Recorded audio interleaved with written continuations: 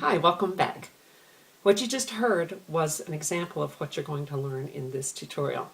3-note mirrored patterns. In this double strum technique, you simply take 3 notes that you would play, and you do that run, then you do the same thing in the other hand. So it's like a mirror. If you played this C triad in unison, it would sound like. If you played it echoing, it would sound like. When you play it in a mirrored 3-note pattern, it's. Now look at how one hand gets to rest while the other hand is playing. If you played this on a single, you'd have to do this, be hard. But here, I'm resting that, opening it up like a parachute. So watch. I'm going to take my left hand away. I'm keeping the same pace.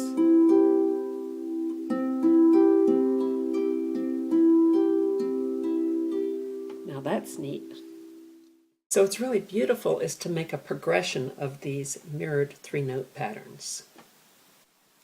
For instance, what happens when I go from a C triad and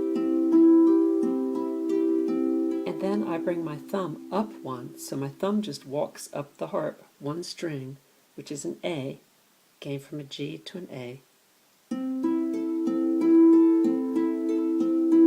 then it walks up one more string to the B. Now it walks down. So that's a great progression, sounds like. You can even pause.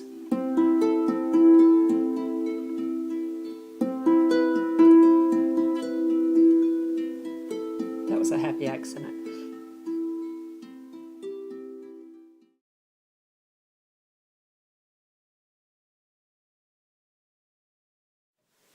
As you experiment, try different things, but one thing that you can try is to keep 2 notes the same and just mess around with your thumb, or you can move your 3rd finger down. I'm just going to try it here.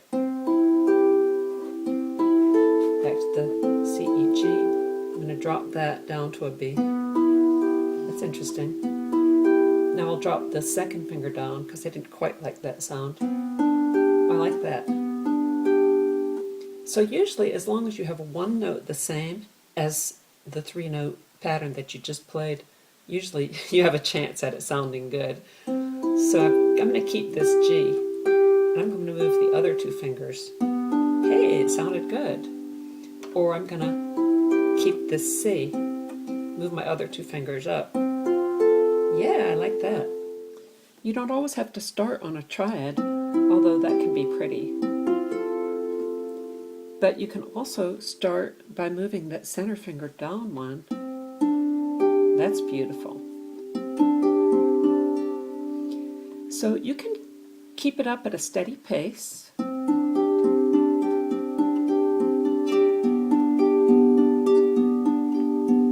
Or the neat thing about this technique is you can make it easier on yourself by pausing before the change.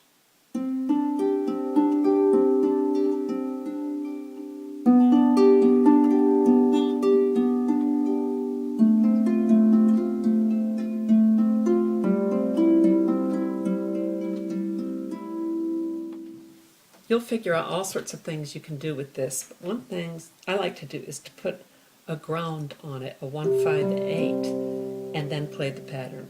So I'll just show you what that sounds like.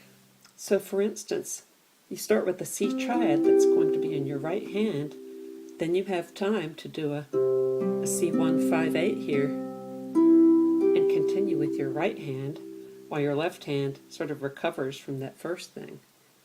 Because it doesn't have to play until after the right hand plays.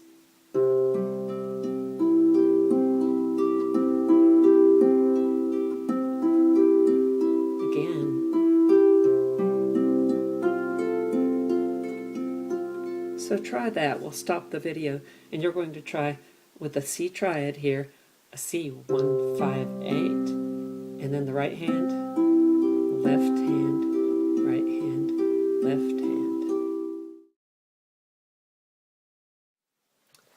Now what's interesting is that the base of your chord progression can almost always be the same notes over and over, like a drone. So I'm going to do a progression now, and I keep going back to the C158, and finally I do a G158, and then a C. Whoops.